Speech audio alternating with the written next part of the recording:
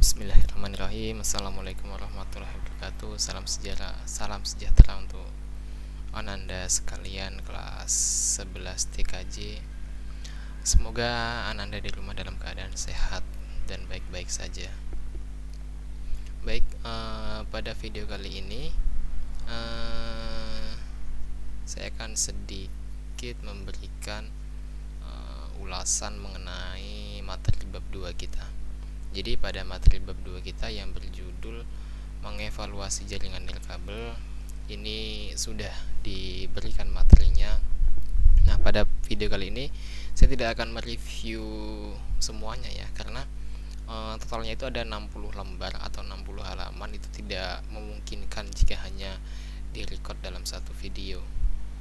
Jadi sebelumnya sudah ditugaskan juga untuk meringkas dan sudah mengerjakan tugasnya. Jadi pada pertemuan kali ini saya hanya akan memberikan tutorial atau langkah-langkah cara mengkonfigurasi access point. Nah, di mana access point sendiri adalah suatu jaringan nirkabel ya. Jadi jaringan itu ada dua. Yang pertama dengan sistem kabel dan yang kedua adalah sistem nirkabel. Ya, jadi kalau dengan menggunakan kabel itu contohnya dengan menggunakan kabel UTP, kemudian menggunakan kabel fiber optik.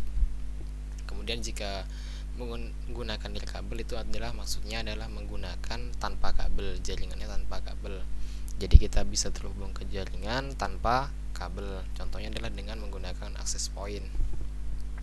Nah, access point itu memiliki antena. Nah, dia akan memancarkan sinyal. Nah, sinyal itulah yang nanti akan ditangkap frekuensinya oleh perangkat atau oleh HP kita, oleh laptop kita. Nah, itu yang akan digunakan untuk mengakses jaringan secara luas. Baik,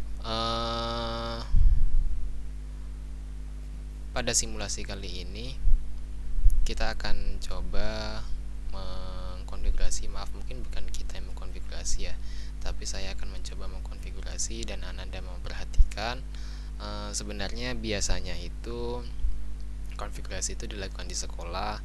Kebetulan alat kita juga ada, walaupun tidak banyak. Biasanya itu dilakukan konfigurasi secara bergantian, tetapi karena keadaan masih belum memungkinkan untuk kita belajar di sekolah, maka untuk sementara ditunjukkan cara konfigurasinya. Nanti ketika sudah masuk, Ananda semua bisa mencoba konfigurasi alat yang ada di lab kita. Jadi konfigurasi access point yang akan kita gunakan itu adalah access point jenis TP-Link TL-WR840N. Oke, sedikit saya review sedikit tentang access point. Mungkin Ananda sekalian ini sudah nggak asing ya dengan access point, dengan dengan wifi mungkin.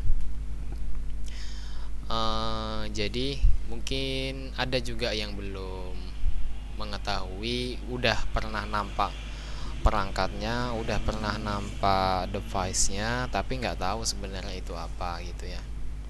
Nah, sebenarnya bentuknya sebenarnya seperti ini. Ini gambar saya comot dari YouTube. Nah, realnya memang seperti itu ya. Jadi ini adalah contoh access point.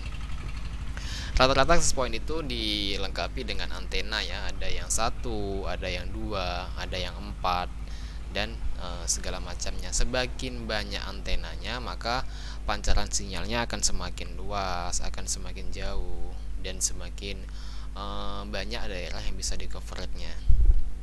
Oke, jadi ini adalah salah satu access point yang kita miliki di sekolah. Ini cukup dua antena. Nah, dari percobaan yang pernah dilakukan itu, satu access point ini perangkat ini bisa menampung hingga 50 klien ya. 50 tapi tanpa berinternet ya, karena sebelumnya kita menggunakan CBT, itu menggunakan access point ini yang kita gunakan, atau menggunakan mengakses jaringan lokal.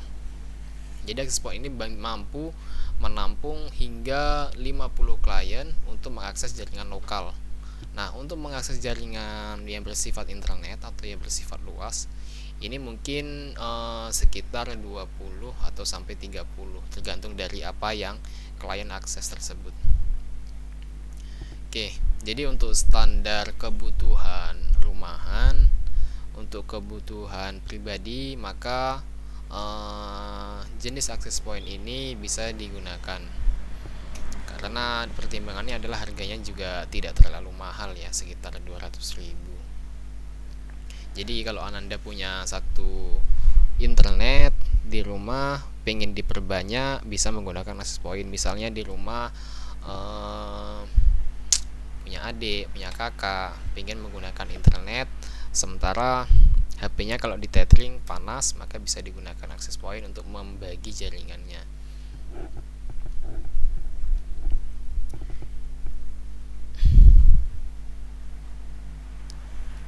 Oke, jadi kembali lagi kepada fungsi access point sendiri ya. Jadi contohnya adalah analogi kasusnya adalah seperti itu. Jadi kenapa kita menggunakan access point? Agar internet itu lebih banyak bisa dipakai. Jadi kalau kita misalnya diberikan satu kabel UTP yang berisi internet, yang kita bisa berinternet hanya dengan kabel tersebut, nah sebenarnya kita bisa tinggal menyolokkan ke laptop atau komputer kita untuk berinternet. Tetapi bagaimana dengan HP kita yang nggak ada slot untuk kabel UTP-nya atau slot untuk konektor RJ45? Nah, itu tidak bisa dilakukan. Artinya adalah HP kita tidak akan bisa mendapat akses internet dari jalur media kabel. Nah, tetapi caranya adalah dengan menambahkan access point. Jadi jika kita langsung menghubungkan ke dalam laptop kita, maka hanya laptop kita yang bisa terhubung ke internet. Tetapi jika kita menghubungkannya ke access point, maka banyak klien yang akan bisa menikmati internet, bisa dari laptop kita, bisa dari HP kita, atau yang lainnya. Jadi access point ini digunakan untuk lebih kepada memperbanyak akses ya. Jadi dari satu sumber internet bisa kita gunakan 5, 10 atau bahkan puluhan orang bisa mengakses. Oke. Jadi ada dua topik yang ini mungkin memang belum kita bahas sebelumnya. Tetapi ini sebenarnya masuk ke dalam pelajaran administrasi infrastruktur jaringan ada, di administrasi sistem jaringan juga ada. Nah, ini memang karena belum masuk bab di sini, ini hanya saya review sedikit ya tentang DHCP server dan DHCP client. Karena sebenarnya ini nanti akan ada materinya di pelajaran ASJ di pertemuan selanjutnya. Nanti kita akan coba membuat DHCP server di dalam server Debian. Jadi ini hanya saya jelaskan secara sekilas saja tentang konsep DHCP. Oke, DHCP itu adalah kepanjangan dari Dynamic Host Configuration Protocol. Oke, jadi DHCP itu ada dua, ada DHCP server dan DHCP client. Oke, fungsinya DHCP itu apa? Jadi Dynamic Host Configuration Protocol itu suatu layanan. Jadi DHCP server itu adalah suatu layanan di mana klien itu akan mendapatkan IP otomatis untuk memberikan IP ke klien secara otomatis. Oke, jadi bahasa singkatnya adalah ketika klien meminta IP dikasih secara otomatis tanpa klien mengisi manual IP-nya.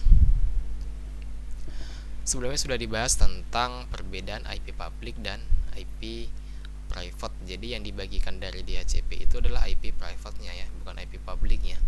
Karena IP public-nya hanya satu dan terbatas. Kemudian DHCP server itu adalah suatu layanan yang memberikan IP secara otomatis, sementara DHCP client itu adalah kebalikan dari DHCP server. Kalau server itu suatu layanan yang memberikan suatu IP secara otomatis, sementara DHCP client adalah kebalikannya, suatu layanan di mana klien ini mendapatkan IP otomatis. Jadi yang satunya memberikan, yang satunya menerima, gitu ya, kebalikannya. Jadi DHCP server ini bisa dikonfigurasi menggunakan server khusus, bisa dikonfigurasi menggunakan perangkat atau laptop juga bisa. Jadi banyak sekarang ya, bisa digunakan sebagai DHCP server tergantung dari segi kebutuhannya. Sementara DHCP client ini adalah rata-rata setiap perangkat kita, setiap laptop kita, setiap handphone kita, setiap apa lagi? setiap komputer kita itu sudah ada layanan DHCP klien ya. Secara default itu sudah ada DHCP kliennya.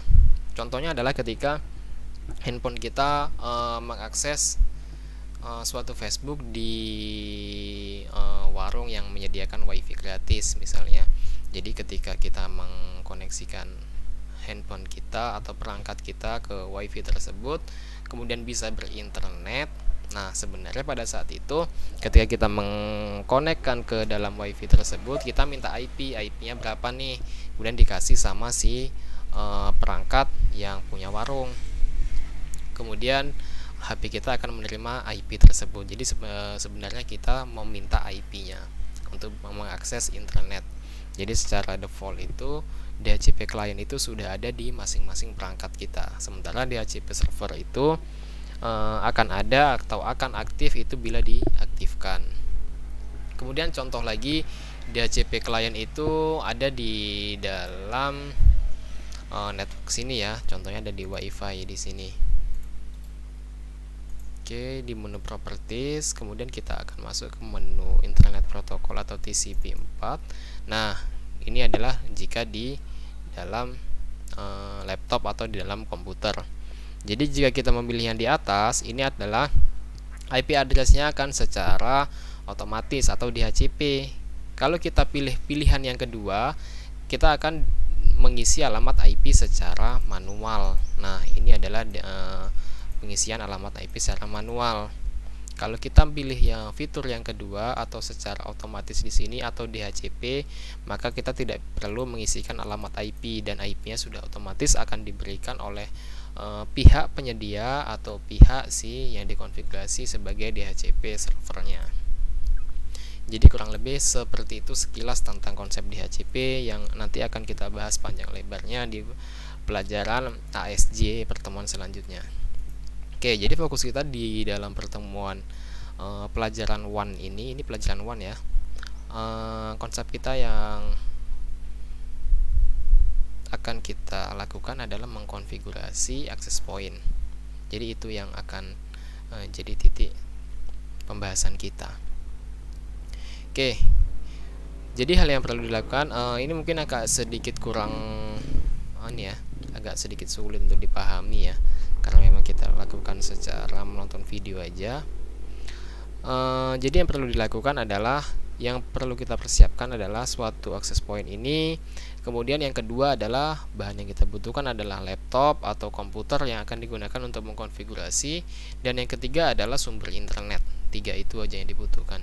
Ada access point-nya, ada laptop sebagai alat atau perangkat untuk mengkonfigurasi. Kemudian ada sumber internet. Nah, sumber internet itu jika pada access point ini hanya ada via dari kabel UTP, tapi ini tidak hanya jadi patokan ya.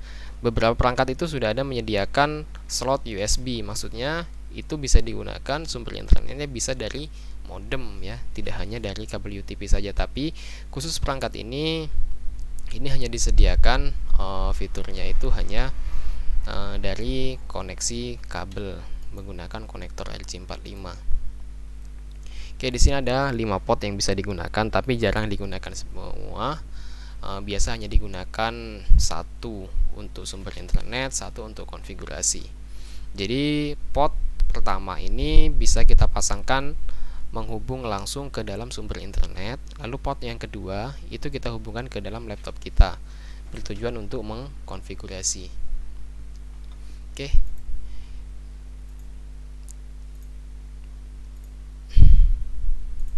Selanjutnya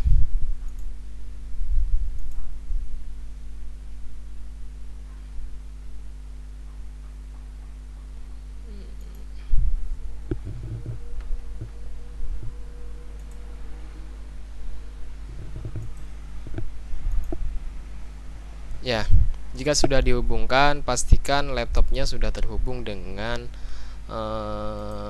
access point, ditandai dengan port Ethernetnya sudah aktif terhubung gitu ya. Jadi kalau nggak terhubung, dia akan tanda silang seperti ini.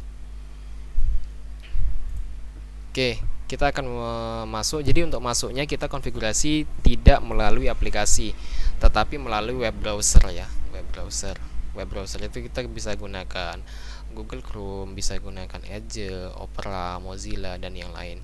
Kita hanya tinggal memasukkan alamat tplinkwifi.net. Ini yang perlu kita masukkan. Kemudian masukkan username dan password untuk masuk ke dalam konfigurasinya. Username dan passwordnya secara default adalah admin dan passwordnya adalah admin juga. Jadi secara default seperti itu. Oke, ini adalah tampilan homepage dari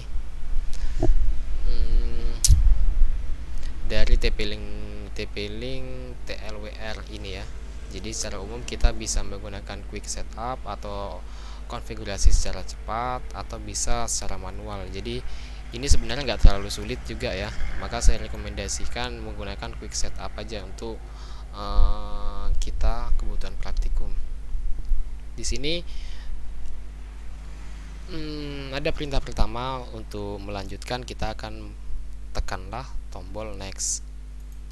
Kemudian di sini kita disuruh memilih operation mode. Jadi access point ini bisa sebagai wireless router, kemudian bisa juga sebagai access point, dan kemudian bisa menjadi range extender. Oke, untuk kali ini kita hanya akan menggunakan perangkat ini, TP-Link ini sebagai access point. Maka kita pilih yang kedua, dia akan menjadi access point. Kemudian pilih next.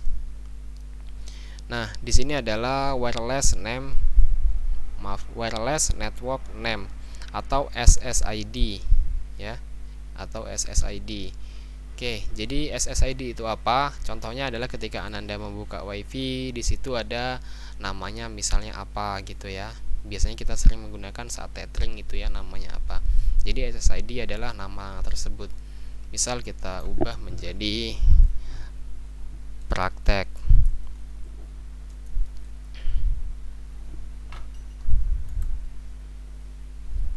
Praktikum. Oke, kemudian di sini yang kedua adalah kita dihadapkan pada security ya. Security adalah passwordnya. Kita mau password atau tidak. Ini sebenarnya opsional saja ya. Kita bisa mendisablekannya sebenarnya. Kalau mendisablekan berarti everyone atau semua orang bisa saja mengakses WiFi kita. Nah, untuk membuat lebih security, maka kita bisa menambahkan passwordnya. Ini adalah opsional ya, bebas. Passwordnya berapa? Di sini karakternya harus ASCII, kemudian di antara 8 sampai 63 karakter.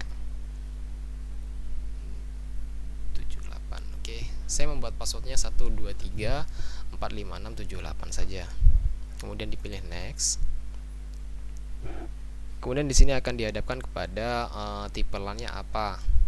Nah, DHCP atau static. Maksudnya cara mendapatkan IP-nya itu secara DHCP atau secara statis. Maka kita pilih DHCP saja. Kemudian pilih next.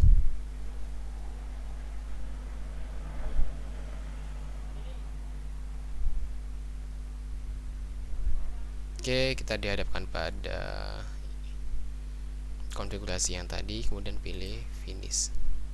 Maka halaman ini akan reboot. Sambil menunggu,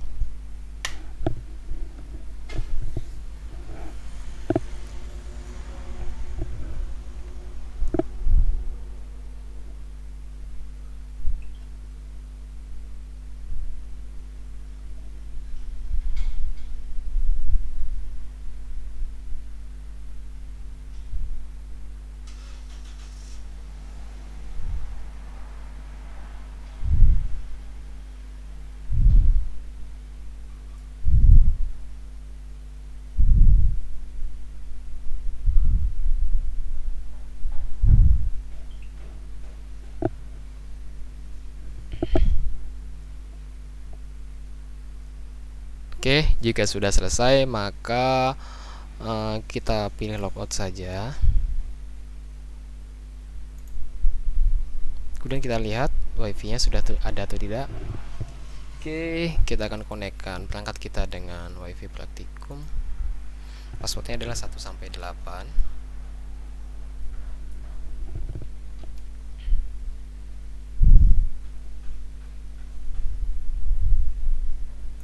kita cek IP. Oke, saat ini ternyata belum bisa berinternet.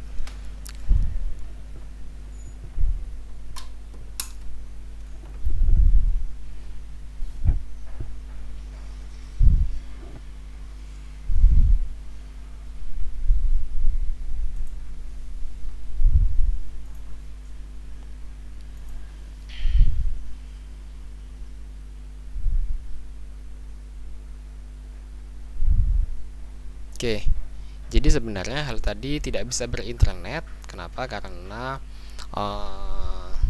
kabel pada sumber internet tadi belum saya hubungkan.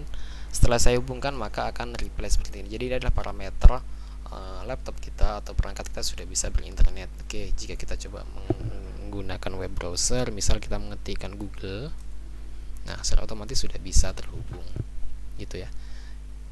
Jadi sebenarnya nggak terlalu sulit ya konfigurasi access point ini ya.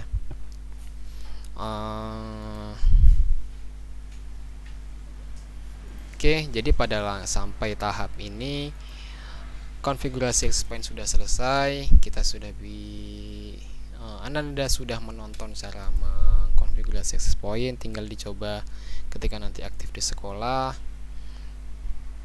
Oke, cukup sekian pertemuan atau simulasi dari konfigurasi access point mata pelajaran teknologi jaringan berbasis luas atau WAN.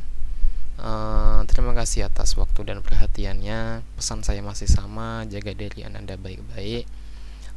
Usahakan selalu sehat. Ketika masuk nanti kita bisa berjumpa kembali. Terima kasih atas waktu dan kesempatannya. Saya akhiri. Wassalamualaikum warahmatullahi wabarakatuh.